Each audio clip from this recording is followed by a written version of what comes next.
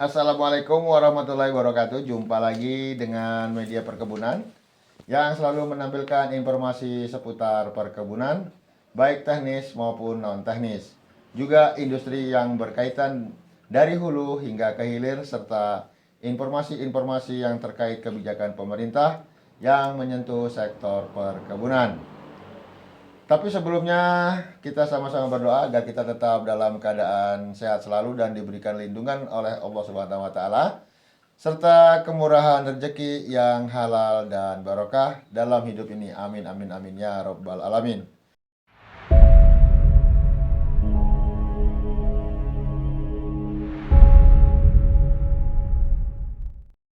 Sobat Planters, pada kesempatan kali ini kita kembali menampilkan konten berupa pojok opini. Dan topik yang kita ambil adalah harga TBS turun seperti roller coaster, tapi begitu naik seperti kura-kura. Kita mencatat bahwa harga TBS untuk petani swadaya pasca pencabutan larangan oleh pemerintah RI pada tanggal 23 Mei kemarin belum ada menunjukkan kenaikan yang signifikan. Dan bila kita bandingkan dengan harga TBS petani bermitra, masih sangat jauh dan kenaikannya rata-rata Rp350 per kilogram pasca pencabutan larangan. Dan harga TBS rata-rata adalah 1.200 hingga 2.100 per kilogram. Dan kita tahu bahwa harga yang ditetapkan oleh panitia penetapan harga per provinsi untuk petani bermitra di atas Rp3.000 per kilogram. Dan harga saat ini kalau kita bandingkan dengan harga sebelum pelarangan ekspor, maka harga petani bermitra malah pernah menyentuh Rp4.133 per kilogram, seperti untuk wilayah Sumatera Barat pada bulan April yang lalu. Sungguh ironi, saat pemerintah melarang ekspor CPO, harga TBS hampir seluruh petani, baik swadaya maupun bermitra, turun seperti roller coaster dari harga yang rata-rata Rp3.500 per kilogram menjadi harga di bawah Rp2.000 per kilogram.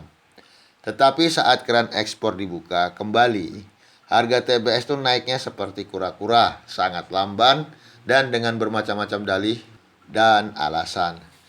Dari beberapa alasan tersebut, ada 4 alasan yang dapat kita simpulkan. Alasan mengapa harga TBS tidak naik, dan kalaupun naik sangat lamban sekali. Yang pertama adalah mereka melakukan proses negosiasi ulang. Alasan yang kedua, belum adanya permintaan dari trader ataupun pembeli. Yang ketiga, tangki penyimpanan telah penuh. Dan yang keempat, bermacam-macam dalih dengan serta-merta alasannya adalah untuk menekan harga TBS untuk tingkat petani, dan yang diharapkan nanti pada saat pembelian petani dibeli dengan harga murah dan setelah menjadi CPO dibeli dengan harga yang sangat tinggi. Sobat Planters, dan dari pantauan kami dari beberapa provinsi yang kami catat, pergerakan harga dimulai sebelum pencabutan pelarangan ekspor hingga pencabutan larangan ekspor dapat kita lihat pada tabulasi berikut. Yang pertama kita ke Provinsi Nanggro Aceh Darussalam. Di Kabupaten Aceh Utara itu harga sebelum pencabutan Rp1.400 per kilogram, dan harga terbaru setelah pencabutan Rp2.000 per kilogram. Terjadi kenaikan sekitar Rp600 per kilogram.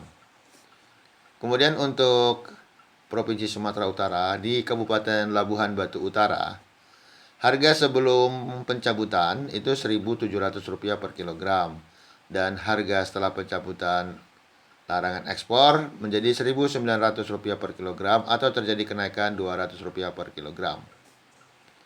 Untuk Provinsi Sumatera Barat, kita ambil dari Kabupaten Pasaman Barat.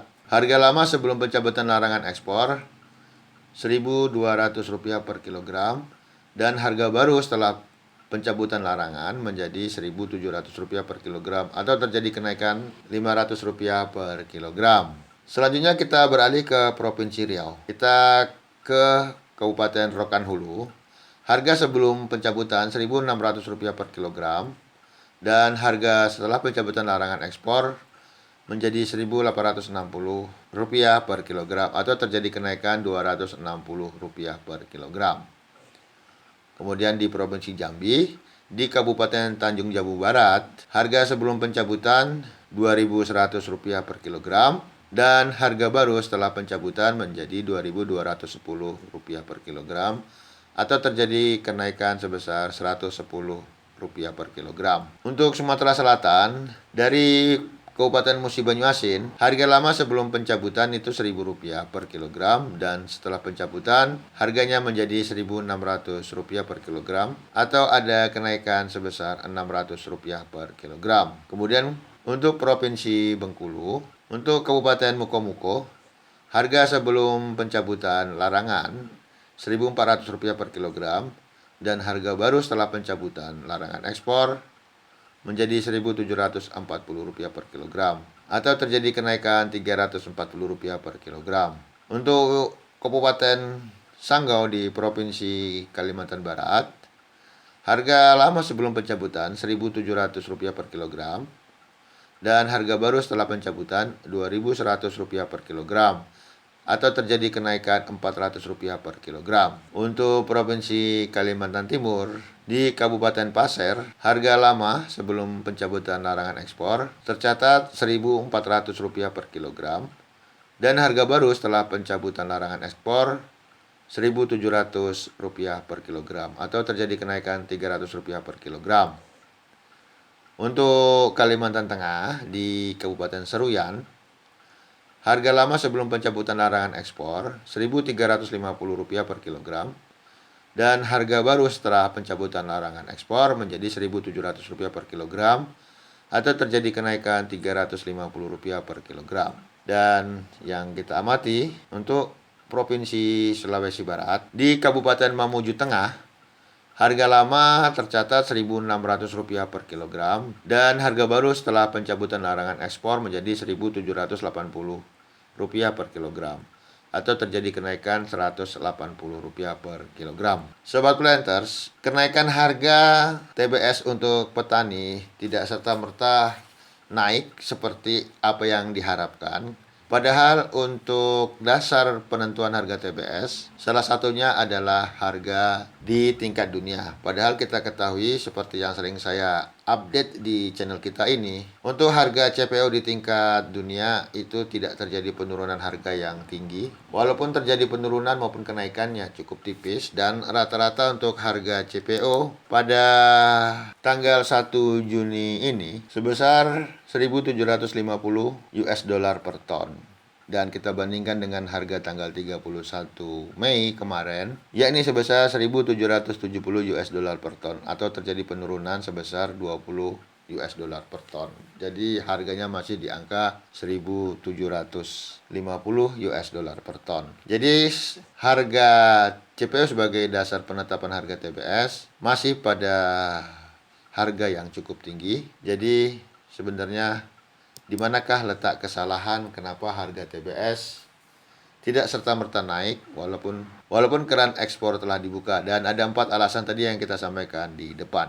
Dan menurut Sekjen SPKS Manswestus Darto menyampaikan bahwa setelah pencabutan larangan ekspor, saatnya pemerintah untuk memperkuat kelembagaan petani dan percepatan kemitraan antara petani sawit swadaya dengan perusahaan. Yang baru-baru ini paling menderita adalah petani sawit swadaya yang tidak memiliki kelembagaan dan juga tidak mempunyai kemitraan dengan perusahaan terdekat. Menurut Manswestus Darto kembali mengungkapkan, dengan kondisi saat ini, meminta agar pemerintah baik pusat dan daerah untuk terus melakukan evaluasi dan pengawasan terhadap perkembangan harga TBS di semua provinsi di Indonesia. Karena masih banyak perusahaan yang membeli TBS petani swadaya dengan harga yang cukup rendah dibandingkan dengan ketetapan provinsi sesuai Permentan nomor 1 tahun 2018. Oke Sobat Planters, inilah saatnya pemerintah melakukan pengawasan yang lebih ketat dan menggunakan fungsinya sebagai regulator agar menindak tegas para pelaku bisnis industri kelapa sawit, utamanya adalah PKS yang nakal, yang tetap memberlakukan harga TBS sesuka hatinya. Harapannya ke depan, harga bisa stabil dan petani bisa lebih sejahtera di saat seluruh harga kebutuhan hidup naik. Harga pupuk juga naik dengan kenaikan yang cukup tinggi. Oke Sobat Planter, saya Edi Purwanto, Pojok Opini untuk Media Perkebunan. Wassalamualaikum warahmatullahi wabarakatuh.